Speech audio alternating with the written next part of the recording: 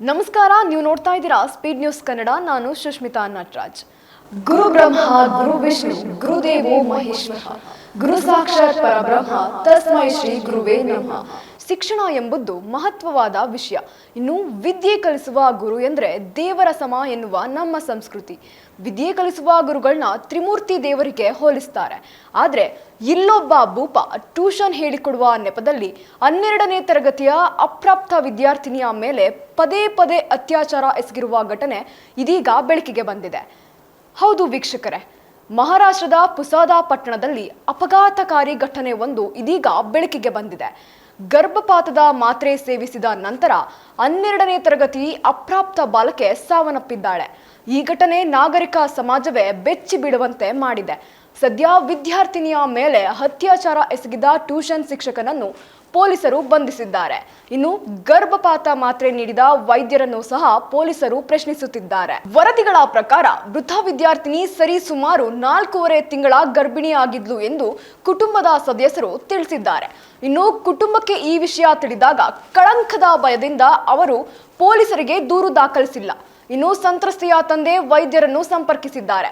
ವೈದ್ಯರು ಗರ್ಭಪಾತದ ಔಷಧಿಗಳನ್ನ ಸೂಚಿಸಿದ್ದಾರೆ. ಆದರೆ ಅವುಗಳನ್ನ ತೆಗೆದುಕೊಂಡ ನಂತರ ಹುಡುಗಿಯ ಆರೋಗ್ಯವು ಇದ್ದಕ್ಕಿದ್ದಂತೆ ಹದಗೆಟ್ಟಿದೆ. ಅವಳಿಗೆ ತೀವ್ರ ರಕ್ತಸ್ರಾವವಾಗಲು ಪ್ರಾರಂಭಿಸಿದೆ. ಆಕೆಯ ಸ್ಥಿತಿ ಹದಗೆಟ್ಟಂತೆ ಅವಳನ್ನು ತಕ್ಷಣ ಆಸ್ಪತ್ರೆಗೆ ಸಾಗಿಸಲಾಗಿದೆ. ಆದರೆ ಅಲ್ಲೆಯ ಅವಳು ಸಾವನ್ನಪ್ಪಿದ್ದಾಳೆ. ಸಾಯುವ ಮೊದಲು ಹೇಳಿಕೆ ಕೊಟ್ಟಂಥ ವಿದ್ಯಾರ್ಥಿನಿ ಹೇಳಿದ್ದಾದ್ರೂ ಏನು? ಸರಿ ಸುಮಾರು 1 ವರ್ಷಗಳ ಕಾಲ ವಿದ್ಯಾರ್ಥಿನಿಯ ಮೇಲೆ ಅತ್ಯಾಚಾರ. ಶಿಕ್ಷಕನಿಗೆ ಕಠಿಣ ಶಿಕ್ಷೆ ವಿಧಿಸಲು ಆಗ್ರಹಿಸ್ತಾ ಇರುವಂತಹ ನಿವಾಸಿಗಳು. 28 ವರ್ಷದ ಟ್ಯೂಷನ್ ಶಿಕ್ಷಕ ಸಂತೋಷ್ ಗುಡೇಕರ್ ಡಿಸೆಂಬರ್ 2024ರಿಂದ ಮದುವೆಯ ನೆಪದಲ್ಲಿ ಸರಿಸುಮಾರು 1 ವರ್ಷಗಳ ಕಾಲ ವಿದ್ಯಾರ್ಥಿನಿಯ ಮೇಲೆ ಅತ್ಯಾಚಾರ ನಡೆಸಿದ್ದ. 28 ವರ್ಷದ ಟ್ಯೂಷನ್ ಶಿಕ್ಷಕ ಸಂತೋಷ್ ಗುಡೇಕರ್ ಡಿಸೆಂಬರ್ 2024ರಿಂದ ಮದುವೆಯ ನೆಪದಲ್ಲಿ ಸರಿಸುಮಾರು 1 ವರ್ಷಗಳ ಕಾಲ ವಿದ್ಯಾರ್ಥಿನಿಯ ಮೇಲೆ ಅತ್ಯಾಚಾರ ನಡೆಸಿದ್ದ ಎಂದು ತನಿಖೆಯಲ್ಲಿ ತಿಳಿದು ಬಂದಿದೆ. ಇನ್ನು ವಿದ್ಯಾರ್ಥಿನಿ ಸಾಯುವ ಮೊದಲು ಆಕೆಯ ಹೇಳಿಕೆಯನ್ನು ದಾಖಲಿಸಿದ್ದಾಳೆ.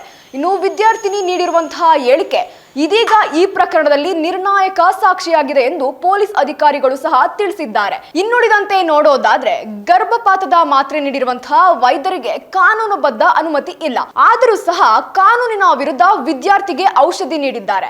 ಈ ಪ್ರಕರಣಕ್ಕೆ ಸಂಬಂಧಿಸಿದಂತೆ ವೈದ್ಯರನ್ನು ಸಹ ವಿಚಾರಣೆಗೆ ತೆಗೆದುಕೊಳ್ಳಲಾಗಿದೆ. ಇನ್ನು ಈ ಘಟನೆ ಪುಸಾದ ಪಟ್ಟಣದ ನಿವಾಸಿಗಳನ್ನು ಕೆರಳಿಸಿದ್ದು, ಆರೋಪಿ ಶಿಕ್ಷಕನಿಗೆ ಕಠಿಣ ಶಿಕ್ಷೆ ವಿಧಿಸಬೇಕು ಎಂದು ಬೇಡಿಕೆಗಳು ಸಹ ಕೇಳಿ ಬರ್ತಾ ಇವೆ. ಇನ್ನು ಸಮಗ್ರ ತನಿಖೆ ನಡೆಯುತ್ತಿದ್ದು ಅಪರಾಧಿಗಳನ್ನು ಬಿಡಲಾಗುವುದಿಲ್ಲ ಎಂದು ಪೊಲೀಸರು ಸಹ ತಿಳಿಸಿದ್ದಾರೆ. ಇದಾಗಿತ್ತು ಈ ಕ್ಷಣದ ಸುದ್ದಿ. ನೋಡ್ತಾ ಇರಿ ಸ್ಪೀಡ್ ನ್ಯೂಸ್ ಕನ್ನಡ.